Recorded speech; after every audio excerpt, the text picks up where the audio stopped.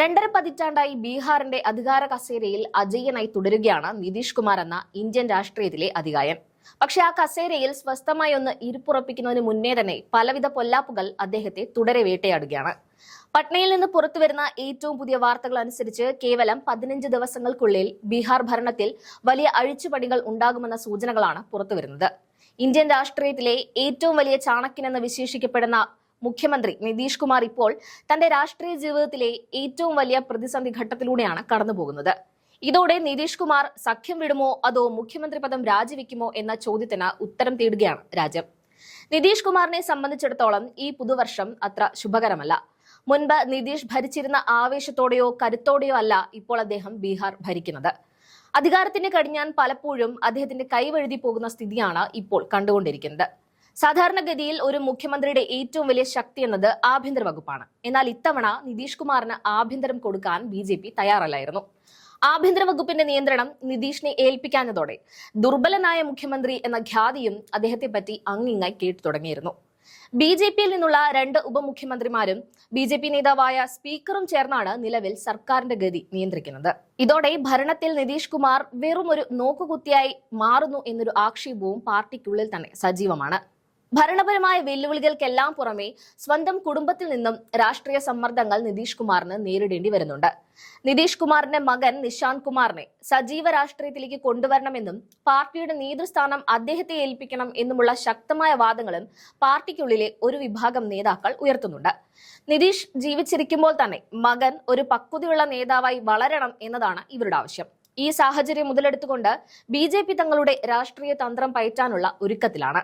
നിതീഷ് കുമാറിനെ മുഖ്യമന്ത്രി സ്ഥാനത്തു നിന്നും മാറ്റി BJPയുടെ മുഖ്യമന്ത്രിയെ വാഴിക്കുക, ഒപ്പം അദ്ദേഹത്തിന്റെ കണ്ണിൽ പൊടിയിടാൻ എന്ന പോലെ നിശാന്ത് കുമാറിനെ ഉപമുഖ്യമന്ത്രിയാക്കി നിതീഷിനെ തൃപ്തിപ്പെടുത്തുക എന്നതാണ് BJPയുടെ നീക്കം. ഇതിലൂടെ JDUവിനെ തകർക്കാതെ തന്നെ ബീഹാറിന്റെ ഭരണം പൂർണ്ണമായും കൈക്കലാക്കാം എന്നാണ് BJPയുടെ കണക്കുകൂട്ടൽ. സഖ്യകക്ഷികൾക്കിടയിലെ രാജ്യസഭാ സീറ്റ് തർക്കമാണ് മറ്റൊരു പ്രധാന തലവേദന. JDUവിന്റെ കൈവശമുള്ള 2 സുപ്രധാന സീറ്റുകൾ ഇത്തവണയും വിട്ടു നൽകില്ലെന്ന നിലപാടിലാണ് നിതീഷ് കുമാർ. ഹരിവംശ് നാരായൺ സിംഗ്, രാംനാഥ് താക്കൂർ എന്നിവരുടെ സീറ്റുകൾ നിലനിർത്താനാണ് നിതീഷ് കുമാറിന്റെ ആഗ്രഹം. എന്നാൽ സഖ്യകക്ഷികളായ ചിരാഗ് പാസ്വാനും ഉപേന്ദ്ര കുശ്വാഹയും ഈ സീറ്റുകൾക്കായി അവകാശവാദം ഉന്നയിച്ചു കഴിഞ്ഞു. NDA സഖ്യം സീറ്റ് നൽകിയില്ലെങ്കിൽ തന്റെ അമ്മയെ വിജയിപ്പിക്കാൻ തേജസ്വി യാദവിന്റെ RJDയുമായി കൈകോർക്കാനും താൻ തയ്യാറാണെന്ന ചിരാഗ് പാസ്വാന്റെ ഭീഷണി നിതീഷിനെ കൂടുതൽ വെട്ടിലാക്കിയിരിക്കുകയാണ്. കേന്ദ്രമന്ത്രി സ്ഥാനം മോഹിക്കുന്ന ഉപേന്ദ്ര കുശ്വാഹയും രാജ്യസഭയിലേക്ക് പോകാൻ ചരടുവലികൾ നടത്തുന്നുണ്ട്. JDUവിൽ നിന്ന് BJPക്കെതിരെ പരസ്യമായ കലാപക്കൊടി ഉയർന്നു കഴിഞ്ഞു എന്നതും ശ്രദ്ധേയമാണ്.